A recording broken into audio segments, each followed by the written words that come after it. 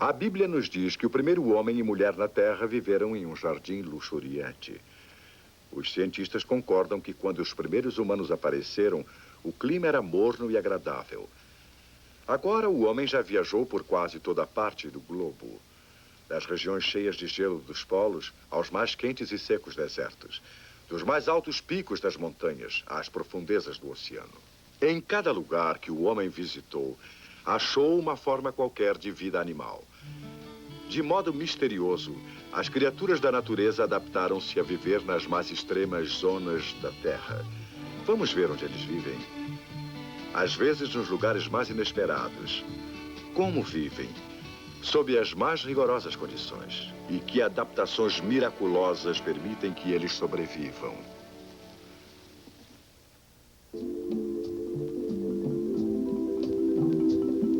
A sobrevivência é a única medida do sucesso no mundo natural. E na história das espécies, nem sempre a sobrevivência tem sido a regra geral. Contudo, no espectro de habitats que cobrem a Terra, do topo das árvores às suas raízes, ao mais fundo solo dos oceanos, 1.300.000 tipos diferentes de plantas e animais existem. Nenhum local é humilde demais, nenhum desafio esmagador demais, nenhum trabalho difícil demais, se de qualquer modo permitir que a vida animal proclame sua existência. E assim, há vida por toda a parte.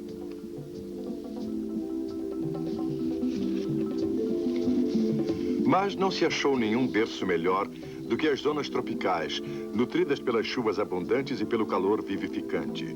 Há mais espécies por metro quadrado nos trópicos do que em outra qualquer parte de nosso planeta. Pois aqui, o clima permaneceu imutável em milhões e milhões de anos. Tempo para as criaturas se adaptarem a quaisquer regimes inerentes à vida nas selvas. E aqui, há numerosos níveis nos quais os animais possam existir. Do solo das florestas ao toldo de ramos que tocam os céus.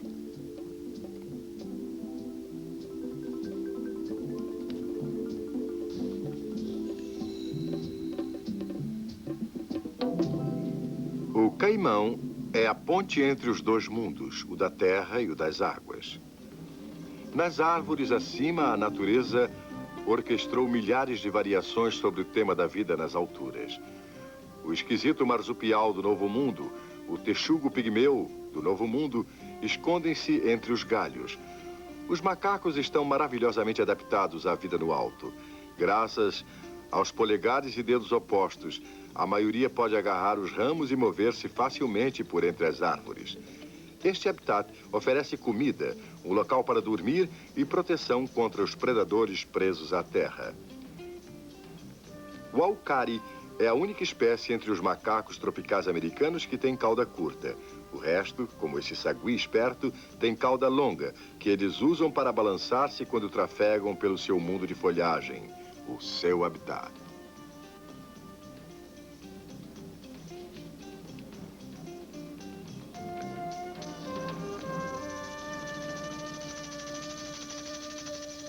O tamanduá papa-formigas pôde sobreviver jantando o que faria qualquer outro animal torcer o nariz. As colônias de cupins constituem o grosso de sua dieta. Sua longa língua pegajosa suga nada menos do que 30.000 insetos por dia.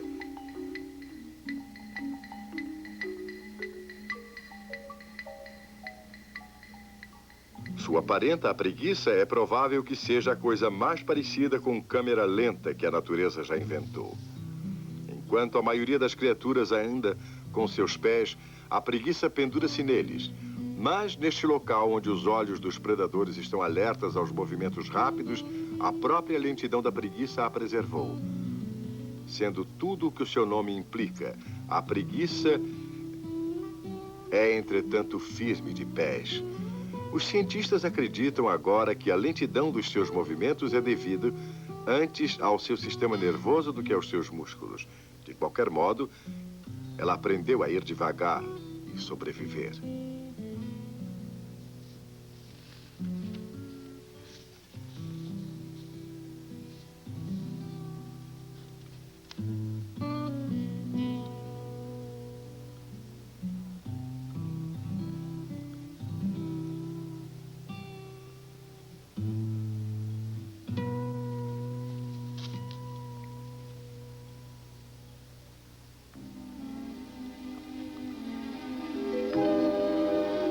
A vida é teimosa. Ela arranja refúgio por toda parte, em qualquer parte. Mesmo os mais escuros devãos do subsolo fornecem certas coisas selvagens e rijas. O guaxiaro é o único pássaro que se conhece vivendo em cavernas, tipos estranhos desenvolvidos em um mundo de eterna noite. E esses pássaros podem voar no escuro por um sistema de sonar interno. Assim também, o senhor deste submundo, o único mamífero voador do nosso planeta, o morcego. Mas mesmo em seus covis isolados, eles enfrentam um perigo mortal, pois se um morcego enfraquecido ou doente cair do seu puleiro, é imediatamente devorado por besouros comedores de carne.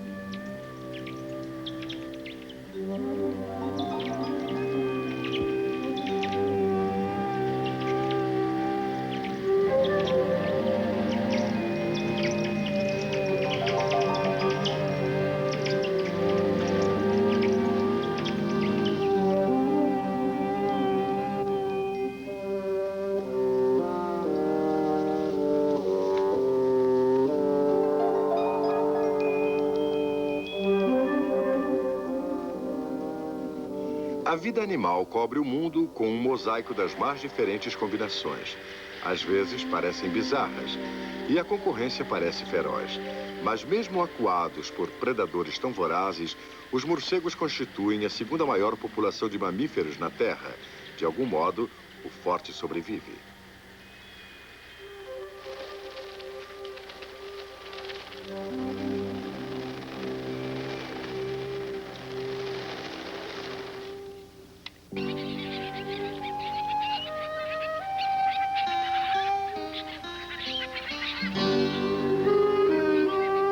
Estas são Las Islas Encantadas, um arquipélago remoto que os homens do mar chamam de Ilhas Encantadas.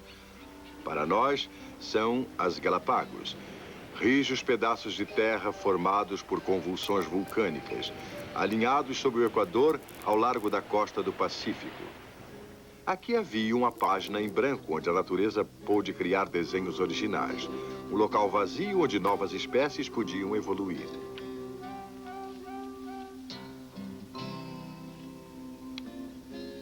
Trazida pelos ventos e correntes oceânicas, a vida animal achou o caminho para cá.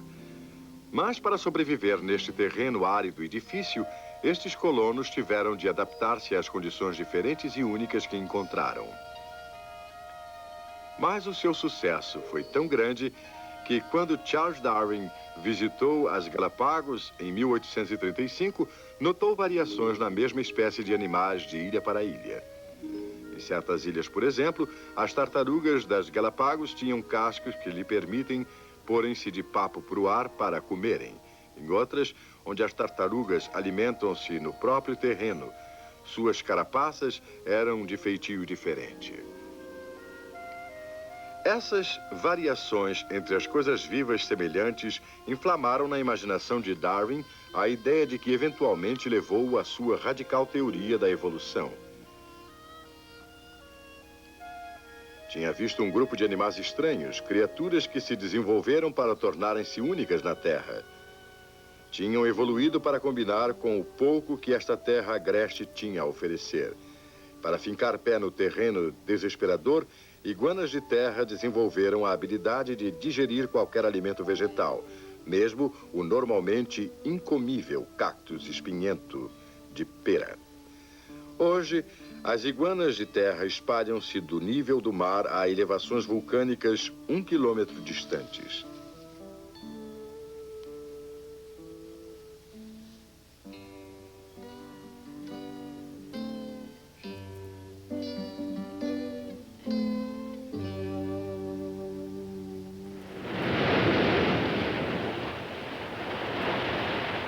As adaptações de sua parenta, a iguana marinha, foram, se possível, ainda mais espetaculares.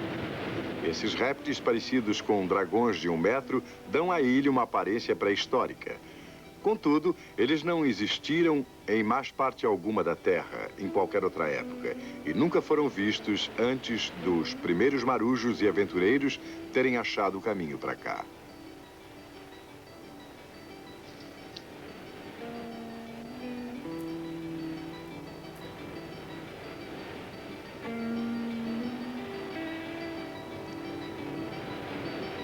Não são grandes, mas dominam a paisagem, pois nenhum predador abriu caminho através dessa vasta expansão do oceano que separa as Galápagos de outras terras.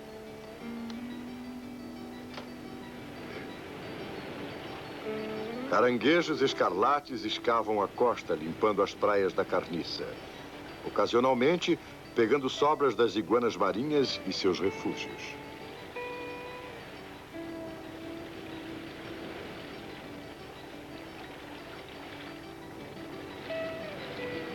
De todos os lagartos, apenas a iguana marinha adaptou-se ao mar. Quando havia pouco sustento em terra, ele mandou-se para a água. Aqui, alimenta-se de uma abundância de algas capaz de permanecer submerso por mais de 1 hora.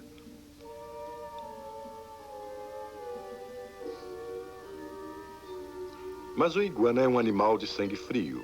E embora deva voltar à superfície para aquecer-se na temperatura da Terra de mais de 40 graus. Estas ilhas rochosas e isoladas já foram chamadas de vitrines da evolução, uma oficina onde a natureza provou que seus pupilos podem adaptar-se à vida nas mais extremas e incomuns condições.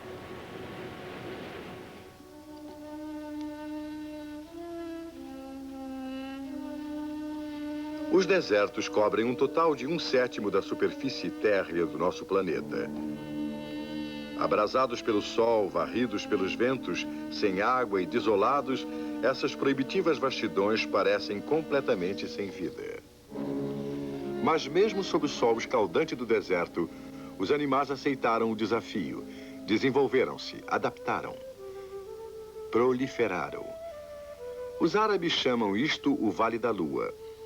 Já viu civilizações que desapareceram, mas o camelo permaneceu constante.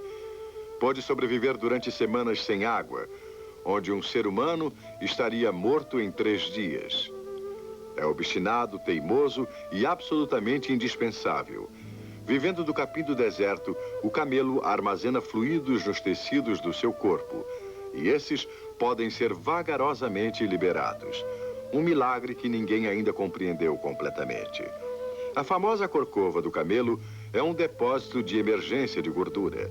Não um tanque-depósito de água, como geralmente se acredita, mas quando há falta d'água, o corpo do camelo pode realmente fabricá-la dessa gordura e do próprio ar que respira. O camelo é apenas uma maravilha do deserto, mas há outras, se souber onde procurar. Este é o local que os homens chamam de Vale da Morte. Com medo de suas inóspitas e enormes paragens, eles as batizaram de Garganta do Morto ou Desfiladeiro da Desolação.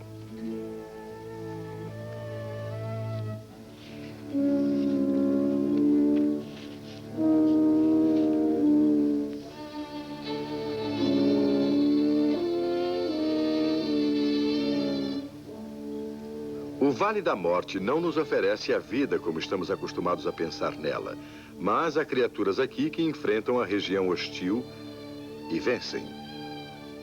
O minúsculo rato canguru pode viver na estação seca sem nunca beber água. Ele manufatura sua água internamente, das sementes secas que come.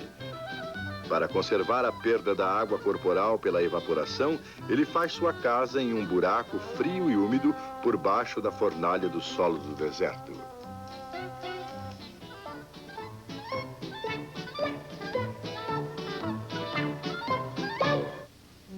Nesta paisagem torturada, onde a vida é escassa, ele é um petisco favorito para os sedentos e famintos predadores do deserto, como a